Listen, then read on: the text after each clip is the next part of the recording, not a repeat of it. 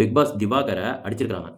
புகழ், கானா வினோத், மாகாபா 3 பேரும் சேர்ந்து குக் வித் கோமாளி ஷோக்கு வந்த திவாகர போட்டு அடி அடின்னு அடிச்சிருக்காங்க. இரும்பு ராடெல்லாம் தூக்கி அடிச்சிருக்காங்கன்னு சொல்லிட்டு அவர் போலீஸ் ஸ்டேஷன்ல கம்ப்ளைண்ட் குடுத்திருக்காரு. எனக்கு தெரிஞ்ச வரையும் திவாகர் அவரா போய் யார்கிட்டயுமே பிரச்சனை பண்ற டைப்பே கிடையாதுங்க. ஓகேவா? எதுக்கு அவர் சும்மா செவனேன்னு இருக்கிறவர எதுக்கு புடிச்சு வம்புக்கு இழுத்து தேவையில்லாம போட்டு அடிச்சு, எதுக்குடா இப்படிலாம் பண்ணிட்டுருக்கிறீங்க நீங்க? நீங்க யாரு முதல்ல அவர அடிக்கிறதுக்கு? இத்தனைக்கும் எல்லா மீடியாவும் முன்னாடி நின்னுகிட்டு திவாகர் சொன்ன ஒரே விஷயம் என்ன தெரியுமா? என்ன அடிச்சதுக்காக அவங்கலாம் மன்னிப்பு கேட்டா போதும். அதுதான் அவர் சொல்ற பெரிய ஒரு வார்த்தைன்னா, மன்னிப்பு கேட்டா போதும். திருப்பி அடிக்கணும்னு சொல்லல, கோர்ட்‌டுக்கு போயிட்டு உங்கள வந்து ஜெயில்ல போடணும் அந்த மாரி எதுவுமே சொல்லல. என்ன அடிச்சதுக்கு மன்னிப்பு கேட்டா போதும். இப்படி யாராவது சொல்லுவாங்களா சொல்லு? நானும் பார்க்கிறேன் திவாகர் அடிச்சதுக்காக யாருமே குரல் கொடுக்கவே இல்ல. ஏன்டா அவன் மனுஷன்டா அவன். அத முதல்ல சிந்திங்கடா. கொஞ்சம் மனிதாபிமானமா நெனைங்கடா கொஞ்சமாவது. உங்ககிட்ட கடைசியா மிஞ்சி இருக்கிறது மனிதாபிமானம்.